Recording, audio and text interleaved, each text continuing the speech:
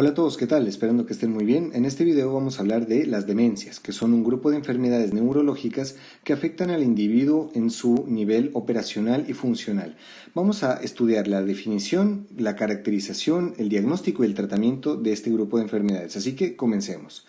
Las demencias, para poder diferenciarle de otras enfermedades neurológicas, tienen que cumplir ciertos criterios que se los pongo aquí para que hablemos de demencia. Entonces, una demencia es un síndrome progresivo por una lesión o disfunción cerebral.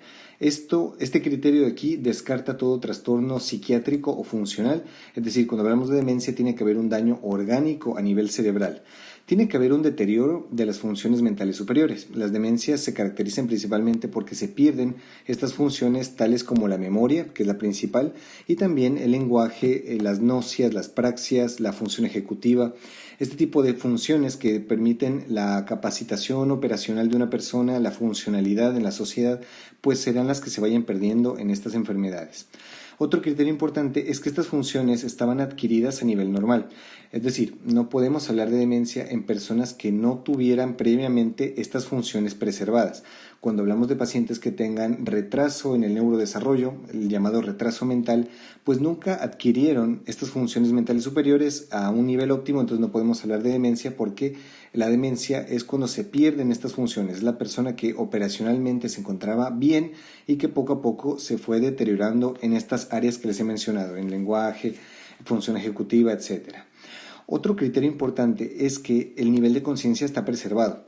Hay enfermedades donde se pierden estas funciones mentales de manera, puede ser transitoria o puede ser permanente, como son los delirios, los estados confusionales, el coma, el estado vegetativo. Estas situaciones, cuando afectan el nivel de conciencia, se excluyen de la definición de demencia. Una persona con demencia preserva el nivel de conciencia por lo menos en las etapas iniciales de la enfermedad.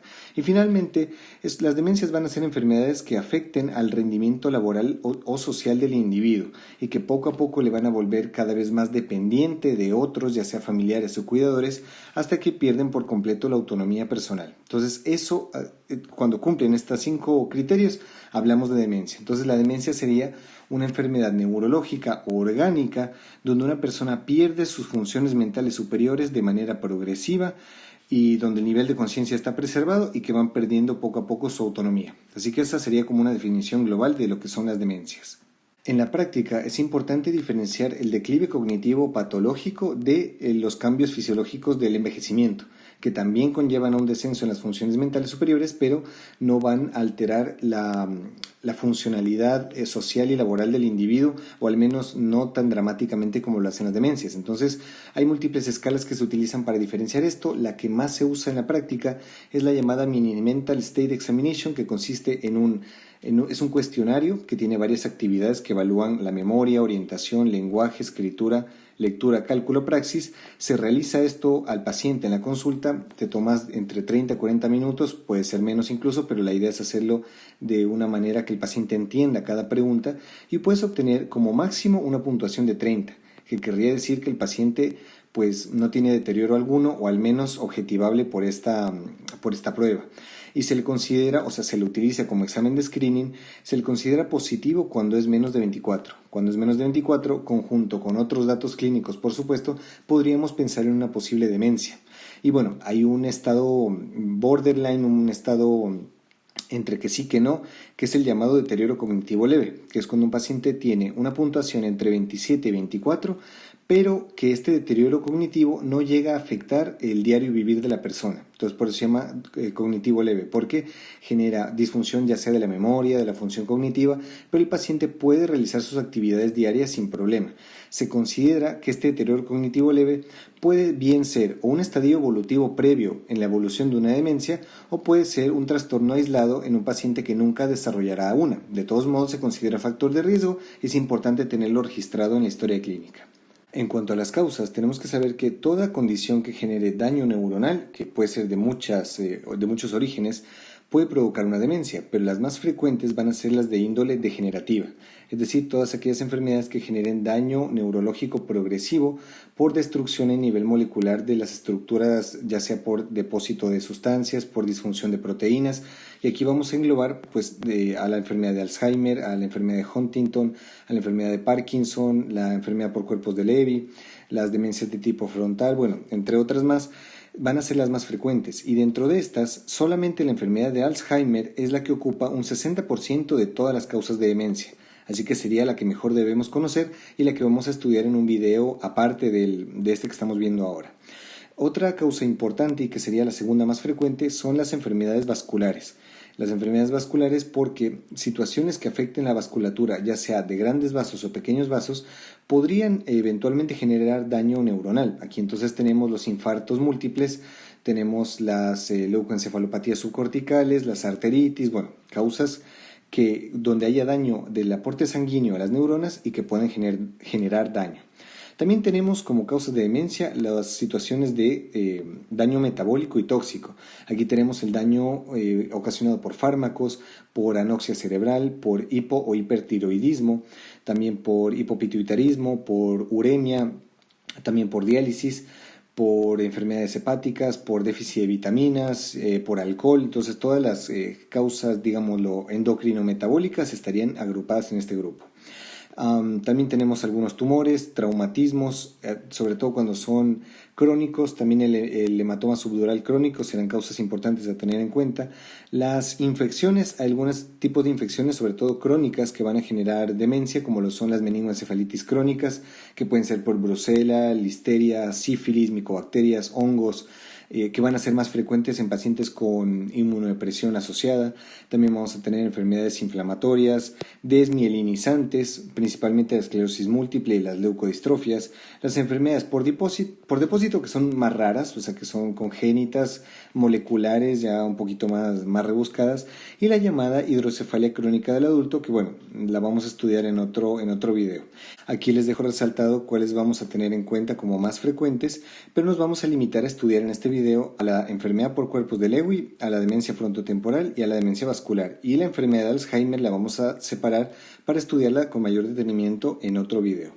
Entonces, bueno, el abordaje inicial de un paciente con sospecha de demencia tiene que ser primero una historia clínica completa. Esta será la parte más importante y la que más nos aporta información. Tenemos que determinar el primer síntoma y su evolución. El Alzheimer empieza con deterioro de la memoria, las demencias frontotemporales empiezan con trastornos de la conducta, demencia por cuerpos de Lewy empieza más con tipo alucinaciones visuales. Bueno, en fin, ya vamos a estudiar cada uno por separado, pero bueno, la caracterización de los síntomas, su evolución, el comienzo, si es que es agudo, si es que es crónico, antecedente de fármacos que esté tomando el paciente, antecedentes de claves etiológicas importantes, antecedentes familiares, traumatismos, la profesión de los pacientes también es importante. Bueno, todo vamos a cubrirlo de esta manera. En la exploración física vamos a buscar pues una valoración global del estado mental del paciente, vamos a buscar signos de anemia, de cirrosis, de hipotiroidismo, de drogadicción. O sea, la intención en el abordaje inicial es descartar toda causa tratable, identificar causas que podamos tratar, ya que las que son degenerativas no tienen un tratamiento fijo. Entonces, lo que tendremos que hacer es primero separar todo lo que sí podamos hacer, y si es que no, pues dejar como un poco en exclusión a los diagnósticos que hemos mencionado antes. También tenemos que hacer una revisión neurológica completa, porque esto nos ayudará a separar causas como hipertensión intracraneal, en el caso de la hidrocefalia normotensa del adulto, también buscar focalidad neurológica ante la sospecha de un tumor o alguna lesión focal expansiva, buscar signos meningios nos va a ayudar también. En fin, como dijimos, una historia clínica completa. Vamos a ayudarnos de exploración de resultados de laboratorio, vamos a pedir biometría hemática, electrolitos, bioquímica, función renal, hepática, tiroides. Todo esto nos sirve, nos ayuda bastante a descartar causas tratables, niveles de vitaminas, principalmente la B12 por el daño neurológico que asocia, niveles de homocisteína, tomografía cerebral. La tomografía cerebral se utiliza principalmente para descartar procesos que sean de neurocirugía, situaciones que necesiten operarse como hematomas subdurales, meningiomas, procesos expansivos, hidrocefalia. Pues bueno, para esto nos va a servir un poco la TAC cerebral. La serología pues nos va a ayudar a buscar causas infecciosas, principalmente sífilis y VIH. Y bueno, hay pruebas que vamos a pedir solo en casos seleccionados según nuestra sospecha que tengamos cada uno. En el caso de la resonancia, pues nos va a ayudar nos va a dar una visión estructural mucho más específica del tejido cerebral para ver si es que ya tenemos atrofia. Nos va a ayudar a identificar enfermedades desmielinizantes, para buscar linfomas de sistema nervioso central, enfermedad de vacas locas, bueno, en fin, depende de la sospecha de cada uno. También vamos a asistirnos de pruebas nucleares según la sospecha. Estas nos van a ayudar bastante en la sospecha de enfermedad de Alzheimer. También nos ayudan a buscar demencias de tipo frontotemporal, síndromes focales progresivos, bueno, en fin.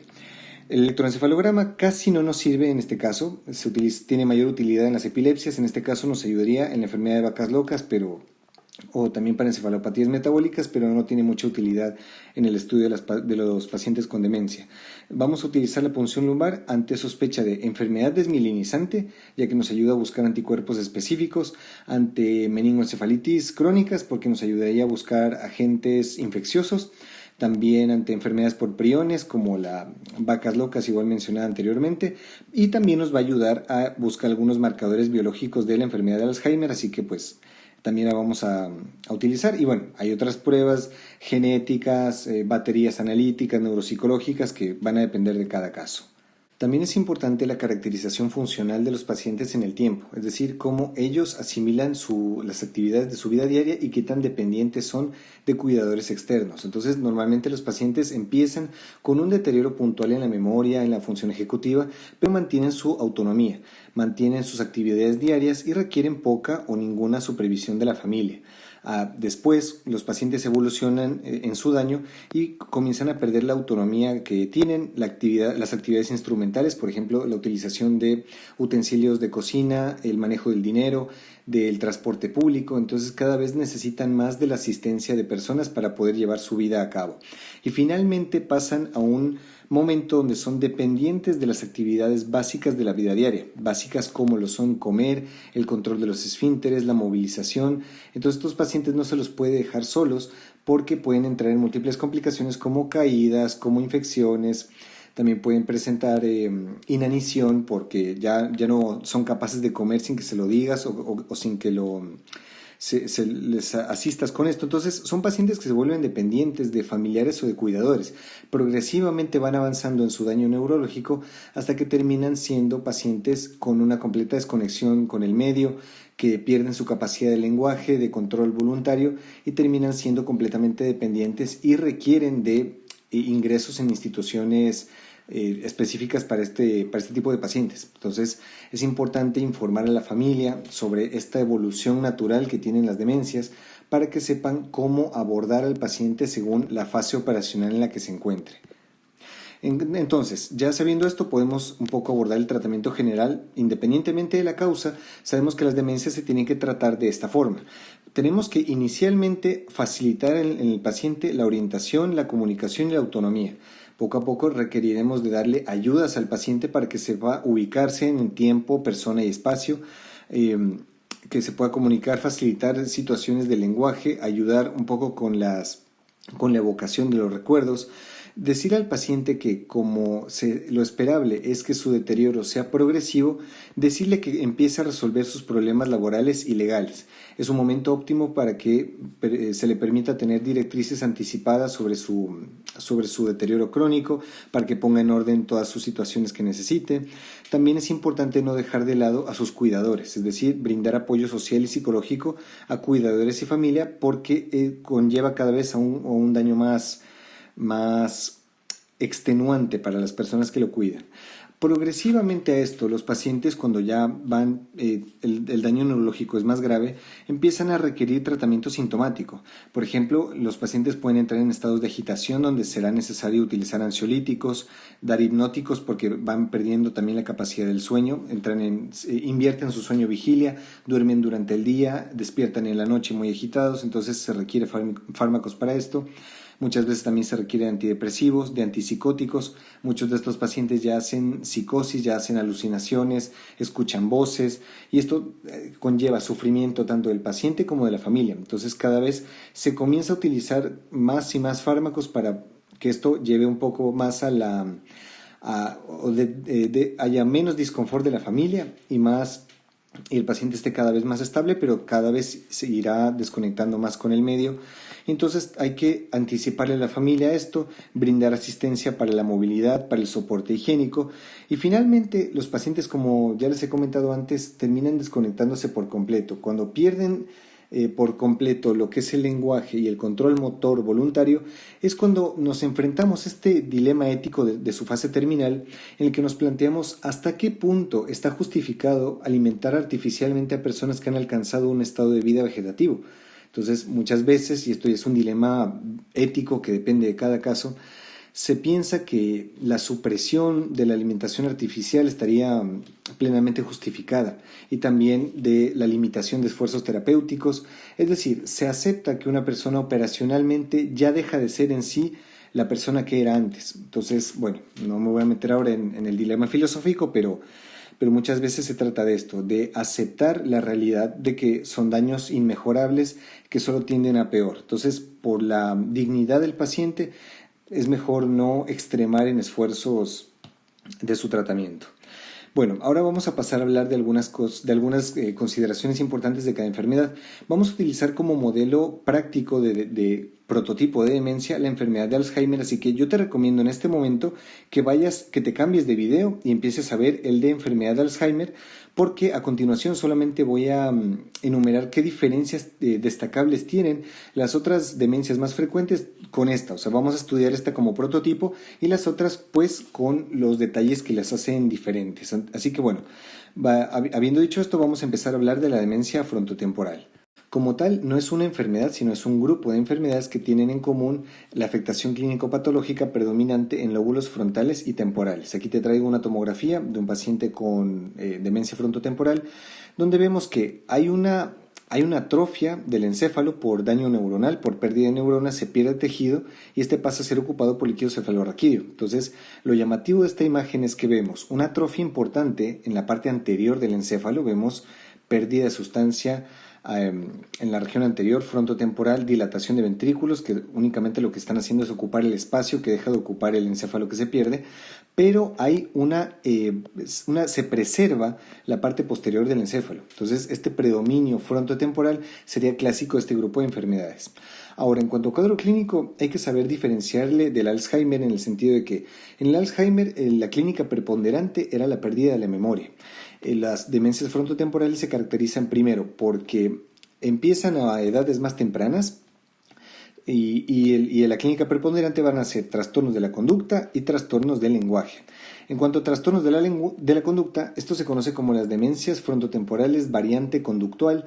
Son pacientes que tienen un daño progresivo que aparece entre los 45 y 65 años y que se caracterizan por dificultades en relaciones sociales, tienen una desinhibición conductual, hacen conductas muy inapropiadas. Son pacientes que tenían una personalidad normal, pero que progresivamente comienzan a tener falta de empatía con el entorno, comienzan a ser muy inapropiados, a orinarse o a defecar en lugares públicos, a tener conductas sexuales inapropiadas, a hacer exhibicionismos y a presentar empatía completa con estas acciones, es decir, no tienen arrepentimiento por lo que están haciendo. Eso es muy propio del lóbulo frontal, el comportamiento en la sociedad. Entonces, como se pierde este tejido, pues el paciente pierde esa función también. Y otra cosa que también es bastante típica de lóbulos frontales son las áreas, y también temporales, son las áreas del lenguaje. Entonces, aquí hay la otra variante que es la demencia frontotemporal de predominio afásico. Entonces, este grupo de enfermedades también van a presentar, primero, el paciente empieza con deterioros del lenguaje como falta de denominación, comienza a perder la expresión semántica de las palabras, progresivamente comienza a no entender lo que le dicen las personas, luego ya no puede denominar, luego ya no puede repetir, hasta que termina perdiendo completamente la comunicación con el entorno. Entonces, esto sería un poco las variables más frecuentes y que también podemos encontrar en estos pacientes cambios de personalidad y de afección de la función ejecutiva. Aquí les tengo algunas imágenes que se pueden utilizar para caracterizar un poco mejor el diagnóstico. Muchas veces las pruebas estructuralmente o que son puramente estructurales como la tomografía, resonancia, solo nos muestran cómo se ve el encéfalo, pero hay algunos tipos de pruebas de medicina nuclear, por ejemplo esta de captación de glucosa, que nos ayudan a ver el hipometabolismo. Por ejemplo, mira, en este examen de aquí de la izquierda podemos ver que es un estudio donde se administra una glucosa radioactiva y se intenta ver si es que las neuronas de la región anterior captan y consumen esta glucosa. Como vemos, se pinta menos, eso quiere decir que hay menos actividad en un encéfalo en el que la atrofia no se ve tan acusada como para explicar la alteración clínica de los pacientes. Igual aquí les dejo otro tipo de imagen nuclear donde, bueno, aquí la atrofia sí que es bastante más clara, pero aquí no. Miren que esta resonancia, los lóbulos temporales se ven prácticamente íntegros y que gracias a la medicina nuclear podemos evidenciar de manera más precoz el daño cerebral. Y bueno, el tratamiento de las frontotemporales se va a parecer mucho al del Alzheimer, no hay una cura para esto, así que será los cuidados del paciente junto con el tratamiento sintomático de las complicaciones. Después tenemos la demencia por cuerpos de Lewy, que se le llama así porque en la biopsia cerebral se encuentran estos agregados de una proteína llamada alfa-sinucleína, que es un regulador presináptico, que se acumulan y que se los encuentra de esta manera. No es exclusiva de esta enfermedad, se le encuentra en otras enfermedades por alfa-sinucleína, como la enfermedad de Parkinson, pero bueno, esa es la que le da el nombre a esta enfermedad. Como tal, se le llama demencia porque es una enfermedad degenerativa que genera daño estructural que provoca deterioro de funciones mentales superiores, que tiene un predominio contrario a las demencias frontotemporales, o sea, va a ser más del lóbulo parietal, occipital, temporal y también del sistema extrapiramidal, involucrando la sustancia negra y por consiguiente va a tener ciertas características o rasgos parecidos a la enfermedad de Parkinson. El cuadro clínico consta de un paciente de edad avanzada que tiene cuadros de demencia con fluctuaciones cognitivas. Es decir, esto le diferencia del Parkinson, en el cual había un deterioro constante, progresivo, hacia peor. En este caso, los pacientes, sobre todo en la función de atención, van a ser fluctuantes, van a tener periodos de hiperatención, periodos de apatía. Bueno, o sea, es como digo, variable. Se va a acompañar de alucinaciones visuales y esto es un síntoma muy, muy predictor de esta enfermedad. Paciente anciano con deterioro cognitivo que presente alucinaciones visuales fuera de cuadros agudos como síndromes confusionales agudos, hay que pensar en demencia por cuerpos de Lewy. También van a haber alteraciones en el sueño REM y también parkinsonismo que no responde a la levodopa. Esto es importante, le diferencia a la enfermedad de Parkinson, donde sí responde a la levodopa y donde el deterioro va a ser contrario. Es decir, en la enfermedad por cuerpos de Lewy empieza primero la demencia y luego vienen los síntomas parkinsonianos, es decir, se instaura este síndrome asinetorrígido del paciente lento con temblores de reposo y de actividad. Sería lo contrario del Parkinson, donde el Parkinson empieza con el síndrome asinetorrígido y luego se convierte en deterioro cognitivo. Así que sería como un Parkinson invertido si lo queremos estudiar de esa manera. En cuanto al tratamiento, va a ser sintomático, igual manejar las complicaciones, el cuidado diario del paciente, y hay que tener una consideración farmacológica importante en ellos, y es que normalmente cuando hablamos de fármacos que actúan sobre los niveles de dopamina, en los pacientes que tienen parkinsonismos, es decir, que falta dopamina, se suele dar dopamina para llevarlos a la normalidad, y en aquellos que tienen exceso de acción de dopamina, como son los pacientes psicóticos, se dan antagonistas de la dopamina para llevarlos igual a la normalidad. Esto es más o menos un esquema de cómo se utiliza diariamente, pero en esta enfermedad es un poco contradictorio, no se puede utilizar con esta misma libertad dos fármacos, porque estos pacientes son especialmente susceptibles a los neurolépticos clásicos, son más sensibles, se asocia a un empeoramiento motor y cognitivo, entonces en ellos no se puede utilizar este tipo de fármacos, sino se prefiere utilizar aquellos de perfil más sedante, que son más atípicos, es decir, más nuevos, como la quetiapina. Entonces, estos pacientes tienen mucho riesgo a que si das pequeñas dosis para ayudar al síndrome motor, te vas muy hacia la parte psicosis. Y lo contrario, cuando ya presentan síntomas de síndrome asinetorrígido tipo Parkinson, cuando damos levodopa no responden bien los pacientes, así que se tienen que utilizar dosis muy bajas de este fármaco. Entonces, esto es un caso atípico de cuando el eje dopamina no funciona muy bien. Los pacientes se vuelven muy sensibles a cambios de neurotransmisores porque hay un daño avanzado del núcleo basal de Meynert, de la acetilcolina, que bueno, no me voy a meter mucho en esto, pero hay que tener un poco más de cuidado con el uso de los psicofármacos en este grupo de pacientes.